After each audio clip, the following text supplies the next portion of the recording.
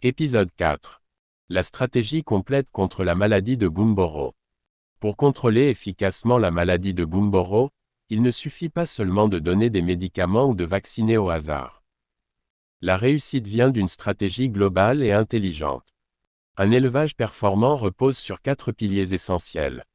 Prévenir, protéger, renforcer, réagir. Si un seul de ces piliers est négligé, le virus peut rapidement reprendre le dessus.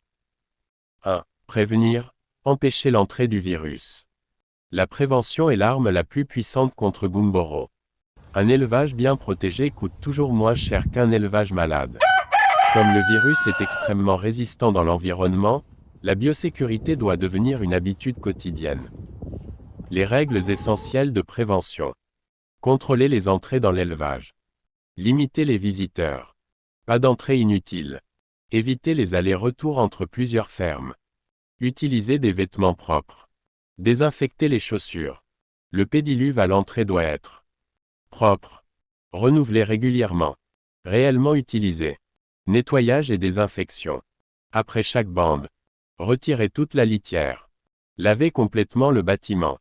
Désinfecter soigneusement. Laisser un vide sanitaire suffisant. Beaucoup d'échecs viennent d'un nettoyage superficiel. Le virus peut rester caché dans les fissures, les poussières, les mangeoires, les abreuvoirs, les coins humides. Lutte contre les rongeurs et oiseaux sauvages. Les rats, souris et oiseaux peuvent transporter le virus d'un endroit à un autre. Il faut fermer les ouvertures, stocker correctement les aliments, utiliser des systèmes anti-rongeurs. 2. Protéger, sécuriser l'immunité du troupeau. La protection passe surtout par une bonne vaccination. Le vaccin aide les jeunes poulets à développer des défenses avant l'arrivée du virus. L'importance du programme vaccinal.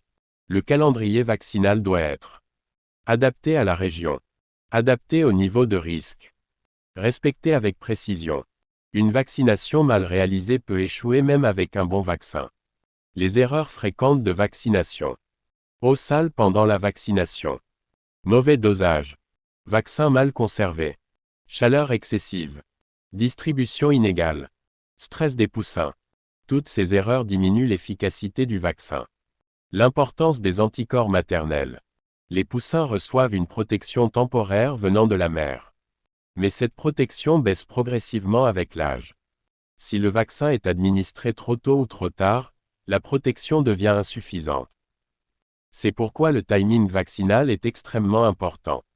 3. Renforcer, soutenir les défenses naturelles. Même avec un bon vaccin, un poulet stressé ou mal nourri devient plus fragile. Le renforcement du troupeau passe par une bonne alimentation, une eau propre, une bonne ventilation, la réduction du stress, soutien nutritionnel et naturel. Les vitamines et compléments peuvent aider.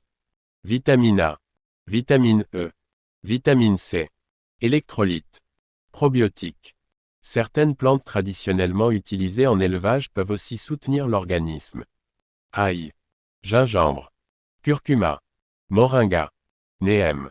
Ces plantes ne remplacent pas le vaccin, mais elles peuvent aider à renforcer l'état général du troupeau. Réduire le stress. Le stress affaiblit fortement l'immunité. Les causes fréquentes.